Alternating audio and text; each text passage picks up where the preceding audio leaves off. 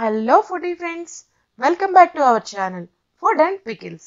ఈరోజు మన వంటింట్లో బొరుగులతో అదేనండి మరమరాలతో ఈజీగా అయిపోయే స్నాక్ ఎలా తయారు చేసుకోవాలో చూద్దాం. ఇది ఈవినింగ్ టైం స్నాక్ లాగా చాలా బాగుంటుంది, త్వరగా అయిపోతుంది.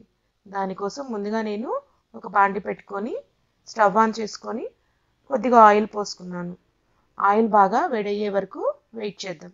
ఇప్పుడు ఆయిల్ బాగా వేడైందండి. నేను 3 కప్పుల వరకు మరమరాలను తీసుకున్నాను.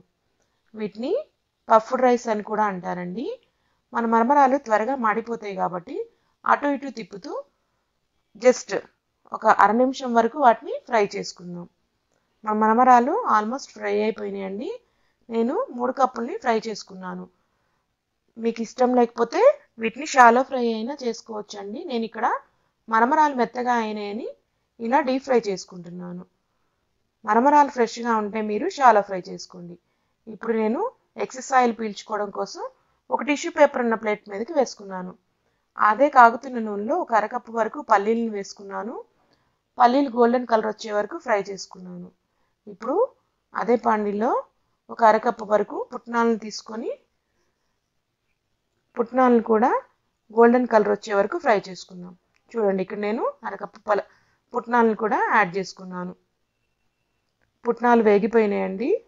ఇప్పుడు ఇదే దానిలో 7-8 వరకు చల్లమిరపకాయలు అదేనండి ఊరమిరపకాయలను కూడా వేసి ఫ్రై చేసుకున్నాను. ఇప్పుడు ఒక గుప్పెడు కరివేపాకును కూడా వేసుకొని ఫ్రై చేసుకొని స్టవ్ ఆఫ్ చేసుకుందాం.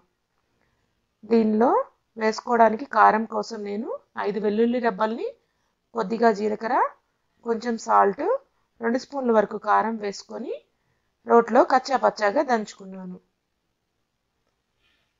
చూడండి, ఇక్కడ నేను రోట్లో కచ్చాపచ్చాగా దంచుకుంటున్నాను. చాలా ఈజీగా క్విక్గా అయిపోతాయండి మన మరమరాలు. ఎవరైనా కూడా 10 మినిట్స్లో చేసుకోవచ్చు. ఇప్పుడు వీటన్నిటిని ఒక బౌల్లోకి తీసుకొని మన దంచుకు పెట్టుకున్న కారం ఉంది కదా, దాన్ని వేసుకొని పూర్తిగా మరమరాలు కలిసే వరకు కలుపుకుందాం. అంతేనండి, ఎంతో ఈజీగా కరకరలాడే మరమరాలు మిక్సర్ రెడీ అయిపోయినట్లే. మీరు కూడా దీన్ని తయారు చేసుకొని నాకు ఎలా వచ్చినాయో కామెంట్ బాక్స్లో తెలియచేయండి. మన మరమరాలు మిక్చర్ నచ్చితే కనుక please like, share and subscribe. Thanks for watching.